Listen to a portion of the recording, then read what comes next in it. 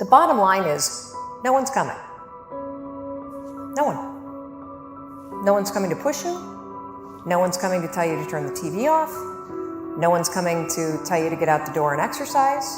Nobody's coming to tell you to apply for that job that you've always dreamt about. Nobody's coming to write the business plan for you. It's up to you. The problems in your life are your own dang fault. And so the answer to fixing the problems in your life are in your own dang hands. But the moment you accept the fact that nobody cares, do your thing, nobody cares, and then you start to go down that path, you will just get better and better and better. Then you sprinkle on that patience I was talking about, you just keep going. You keep going. The best day of a man's life is the day he realizes that nobody's coming to save him. It takes every bit of who you are if you choose that route. If you don't, Merry Christmas, do what you gotta do. All of us have it very hard at some times in our lives. It's like, well, what's the alternative? You take responsibility for that and try to struggle uphill, because the alternative makes everything worse. It's when you really got your back against the wall in that dark room all alone, all you got is yourself. Ain't nobody gonna come save you this lifetime but yourself. That's real. I don't give a damn who you crying to.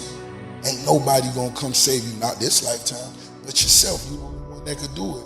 Everything else, you know what I'm saying, is most definitely inspiration, but you gotta do it for yourself before you can help anybody. Because if you ain't on your A game, you useless to anybody else. But if you are able to get up every morning, have no passion, no drive, no motivation, no shit, and still get up with that kind of fire, you will be successful in life. I guarantee you that. So they're pointing fingers. People are always pointing fingers.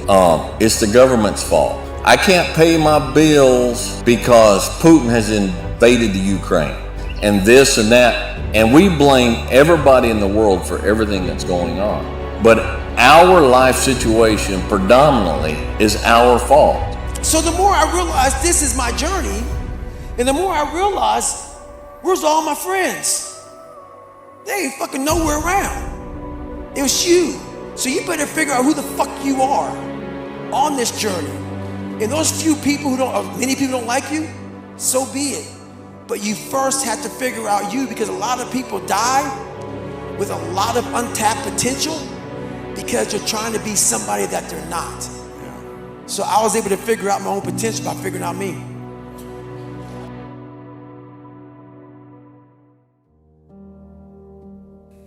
And so you have to solve it because no one else will. And so that allows you to actually do something about it. And so I'm a big believer in operationalizing and only thinking about things through actions rather than feelings, because the feelings come and go, and also they are justified or unjustified. It also is irrelevant. Because like if you make 100 cold calls, whether you hate it or you love it or you're meant for it or you never want to do it for the rest of your life, you make the calls and you practice the script, you'll get business. And you can also get business and make money even if you don't deserve it, which for me was actually a really comforting point, because there was definitely moments in my life where I had tons of self-loathing, didn't think I deserved anything, blah, blah, blah. But the idea that I could still have it anyways and not deserve it if I only did the things that got it was like, it was kind of like in the weightlifting world, that the iron is the iron. Whether you're black, you're white, you're a woman, 500 pounds is 500 pounds. And so like the actions that create success are kind of the same way, which is like the 100 phone calls or the 100 pounds on the bar, the work just needs doing. And it doesn't, and I think it's incredible. For me, it's really inspiring that anyone can do the thing and get the result no matter how they feel about themselves. And I think that's really freeing. And so to the person who is still, plugged in and waiting for someone to save them, someone will save you, but it's you, future you, the better you, the person that you've been waiting to become. When you want to achieve the highest goal of all time, you are going to have to learn how to get your ass kicked all the way up that damn mountain. And then when you get up the mountain, the oxygen up there is very thin. It's hard to breathe. So it's not a lot of fun up there either. So all the way, if you want to be successful, you got the bottom that sucks, the middle is extremely hard, and the top, it sucks worse than all of it. So you better learn how to get the oxygen at the very top. So why do you care about what people are thinking when they're not trying to go where the fuck you're trying to go? And that's the whole moral of the story. Nobody cares about you. And I mean that in the most positive, optimistic, inspiring, motivating way. Like, I think that, especially if you see yourself as a creative or you want to exist on YouTube or as a filmmaker or a musician or as an artist or a painter, any of those things, like, you think that everybody's paying attention. And because of that, it kind of controls how you think. And the reality is nobody gives a shit. Everybody is so focused on themselves in this world. Nobody has time for you.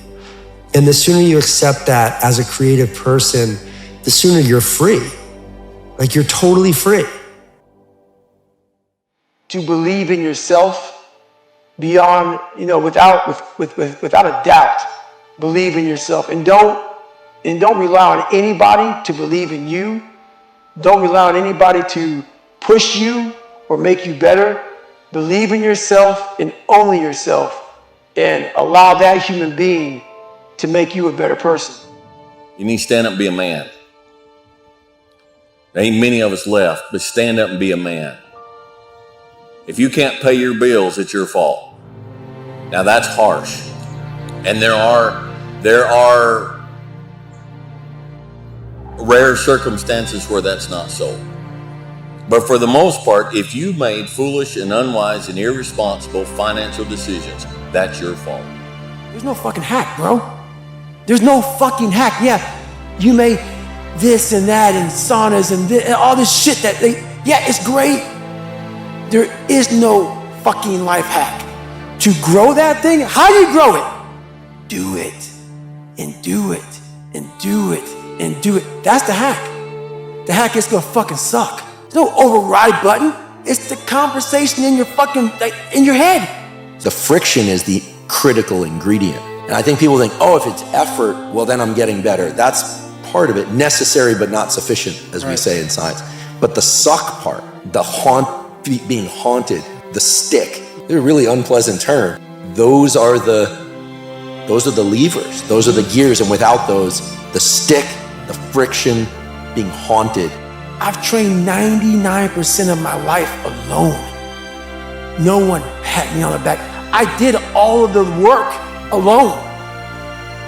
And while I'm still hard on myself, I know what I did.